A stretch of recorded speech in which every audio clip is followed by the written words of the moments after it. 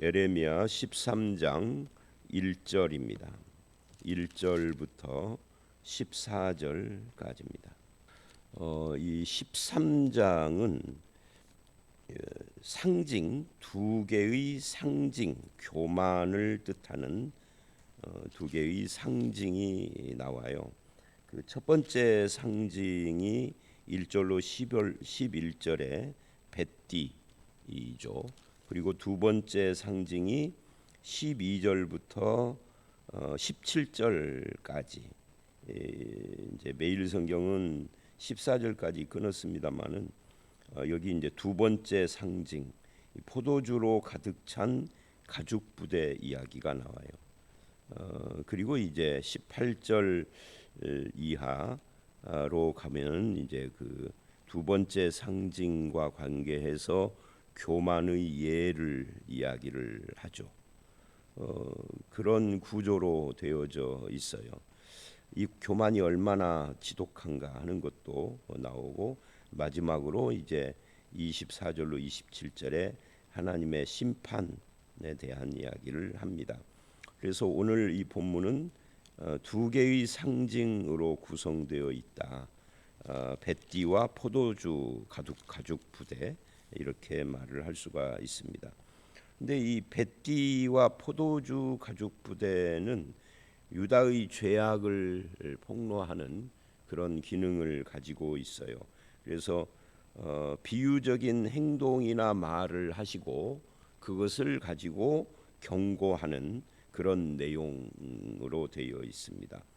먼저 1절로 11절에 이 첫 번째 상징인 뱃띠 이야기를 보시면 하나님께서 명령하시고 에레미야가 순종하는 내용이 7절까지 계속됩니다.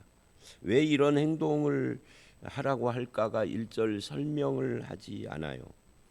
그리고 이제 8절 이하에 그것을 설명을 하죠.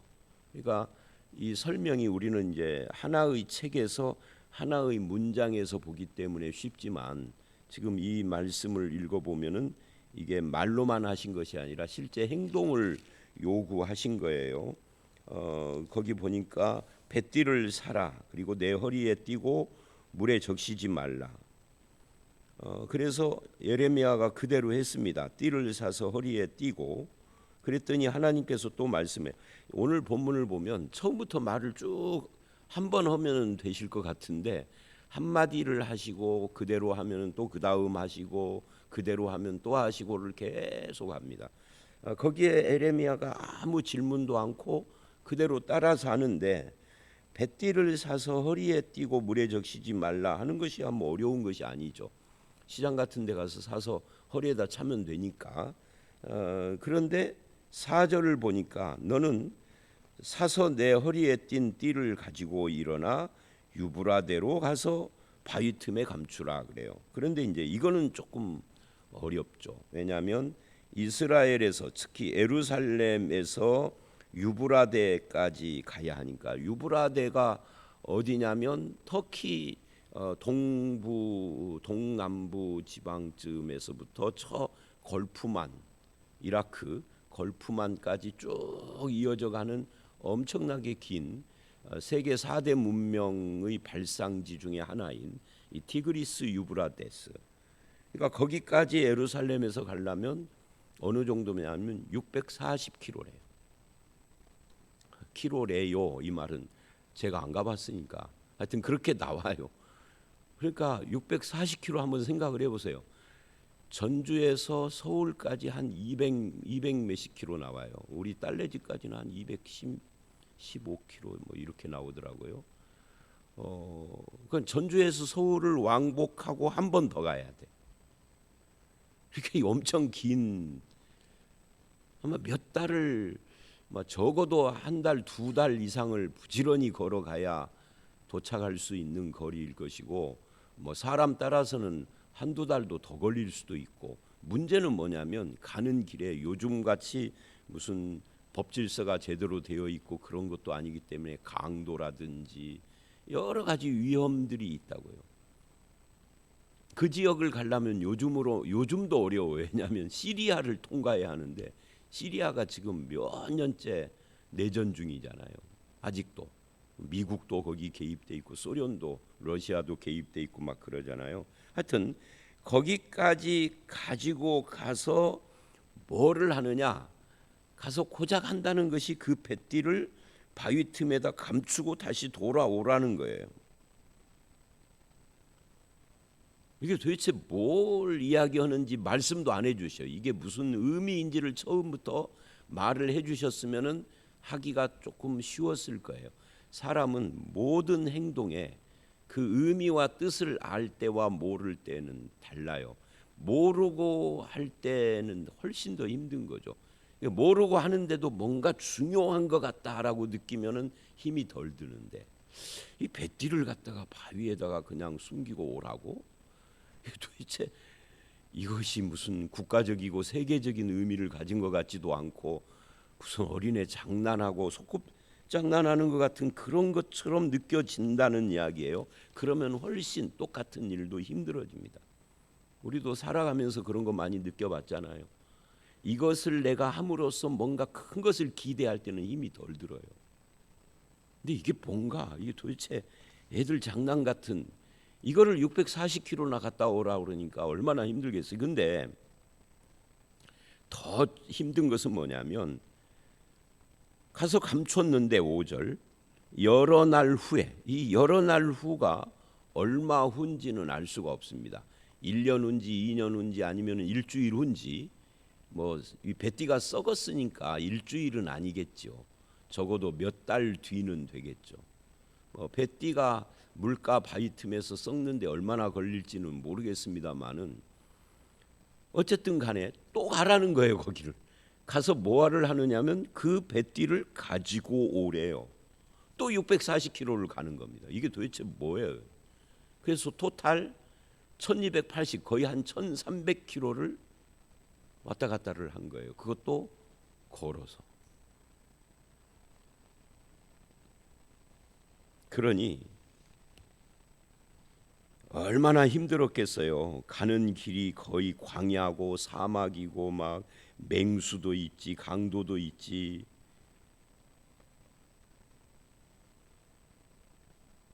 그러나 선지자는 이 절대 이해할 수도 없을 것 같은 이 말씀에 아무 말 없이 순종을 합니다.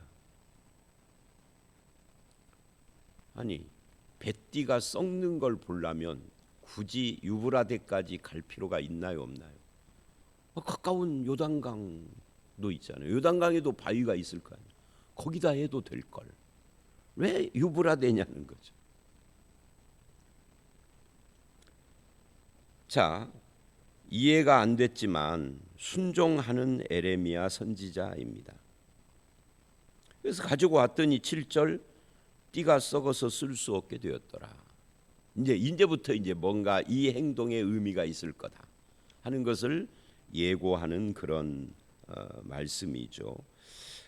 왜 그러면 뱃띠를 유브라데 요단강이 아닌 유브라데에다가 갖다가 숨기고 가지고 오라고 했느냐 하면은 이 유브라데는 아까도 말한 것처럼 세계 4대 문명의 발상지 중에 하나예요. 그리고 아수르 제국, 바벨론 제국, 페르시아 같은 이 큰 고대의 제국들이 이것을 이 유브라데를 근거지로 해서 하나는 서쪽, 하나는 동쪽 이런 식으로 발생을 했단 말이죠.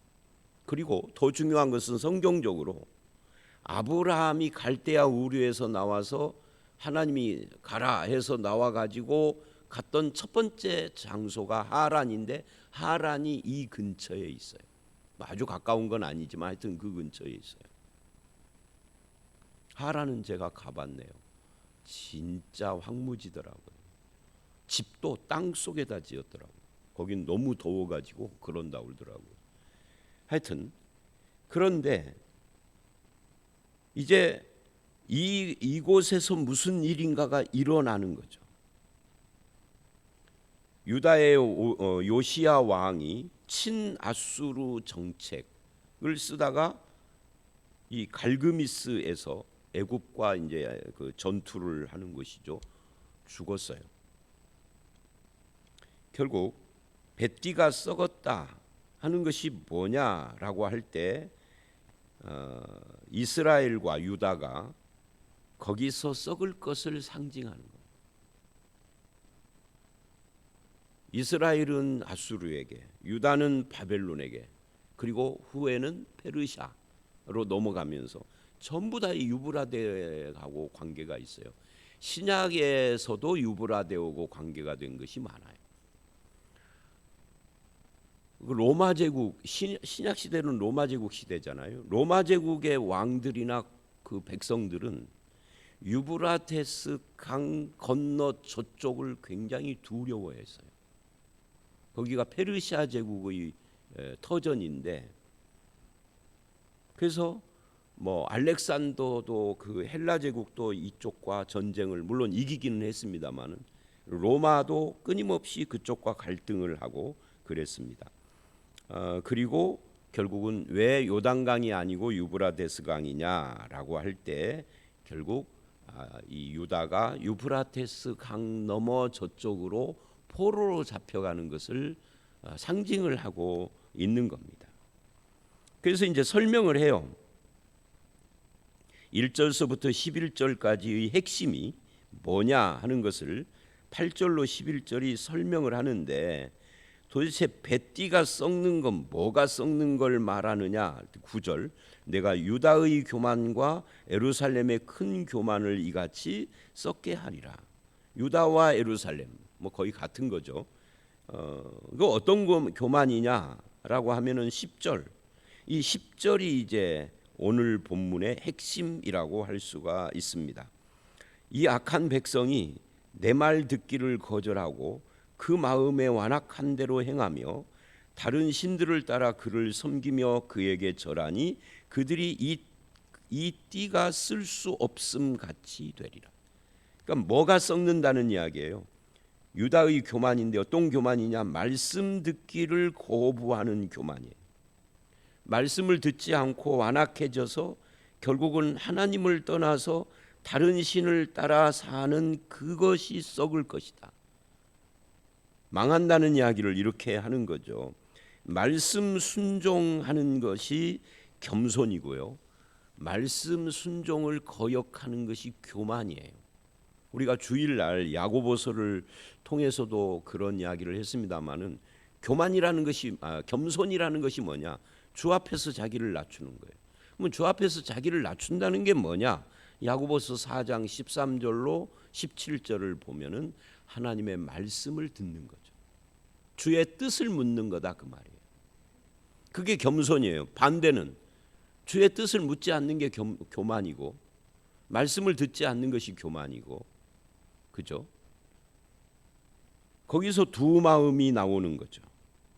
이거고, 신약은 그것을 똑같은 내용을 설명을 하는 거고, 구약은 똑같은 내용을 설명이 아니라 행동으로. 그래서 이 행동으로 보이는 말씀, 이거를 뭐라고 학자들이 표현을 하느냐면 그림 언어다 그러는 거예요. 설명 언어와 그림 언어. 그러니까 구약은 상징적 행동이 많은 거죠. 말로 하더라도 상징적으로 그림 그리듯이 해주는 거예요. 근데 신약은 그것을 설명으로 하는 거죠. 자, 이 아주 중요한 말씀이에요. 그래서 11절, 하나님은 유다를 하나님께 속한, 그 띠가 사람의 허리에 속한 것처럼 유다가 하나님께 속하여, 그래서 하나님의 이름과 영광과 명예가 되게 하려고 하셨다는 거예요. 그런데 그들이 뭐예요? 듣지 아니하였다. 불순종했다. 그러니까 축복을 차버린 거죠. 성경이 말하는 하나님 백성들의 축복은 뭐예요? 돈이 많아지는 게 아니에요. 건강하여서 99세 사는 게 아니에요. 명예를 얻어서 세상에서 한 자리 차지하는 것이 아니에요. 하나님의 이름과 영광과 명예를 간직하는 것, 이것이 축복이에요. 근데 그거를 박차버린 거예요. 왜 박차버렸죠? 아니, 어떻게 박찼죠? 하나님의 말씀을 듣지 않음으로, 순종하지 않음으로 박차버렸다. 축복을 차버린 거예요. 그래서 불순종의 교만 때문에 썩어버린, 즉 썩었다는 게 뭐예요? 쓸데없는 자가 됐다는 거죠. 썩은 띠처럼 전혀 내가 너에게 하나님의 이름을 간직한 자로 살게 하려고 했더니 불순종하니 쓸모없이 돼버렸다. 그게 썩었다는 거예요. 완악하고 교만하여 말씀을 거절하여 썩은 띠가 되어버렸으니 하나님의 이름 영광 명예는 고사하고 오히려 그 이름 영광을 땅에 떨어뜨리는 자가 돼버렸다 하는 이야기예요. 순종하면은 이름 영광 명예를 누릴 텐데, 그러면 이것이 유다 사람들만의 문제인가 하는 거예요. 이것 때문에 지금 하나님이 심판을 선언하는데 우리의 문제이지는 않은가를 생각해 봐야 합니다. 이게 시대가 구약 신약 이렇게 나누어지고 초대교회 2000년 전 초대교회와 2000년 후 21세기로 시대는 다르지만 사람 본질은 똑같거든요. 하나님은 영원하시고 우리의 본질은 똑같고, 그래서 이것이 우리의 문제이기도 해요. 신앙은 말씀의 순종이다. 말씀의 순종이 아닌 그냥 종교 체험에 머물러 버리는 그런 한국교회 신앙의 현상들은 문제가 심각한 겁니다. 말씀을 순종해야 하는데 종교 체험을 하는 걸로 끝나고, 말씀을 순종해야 하는데 말씀이 아니라 어떤 인간에게 순종을 하는 이런 형태들, 이게 다 지금 이스라엘의 문제하고 연결되어 있는 것이다 하는 것을 우리는 알 수가 있습니다. 그래서 말씀을 순종해야 한다. 그럼 말씀을 순종하면은 뭐가 우리에게 이로운데요? 무슨 복이 있는데요? 뭐가 좋은데요? 하면은 금방 쭉 설명했잖아요, 여러분. 하나님의 이름, 명예, 영광을 간직한 자로 살 수 있어요. 말씀을 순종하면 출세한다가 아니에요. 하나님의 이름을 간직한 자로. 이것은 이제 신약에서는 뭐라고 그래요? 빛과 소금으로 사는 거죠.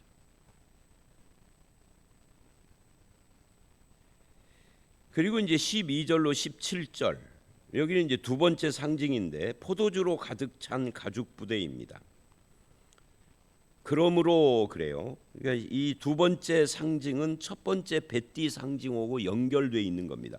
그러므로 너는 이 말로 그들에게 이르기를 이스라엘 하나님 여호와의 말씀에 모든 가죽 부대가 포도주로 차리라 하셨다 하라.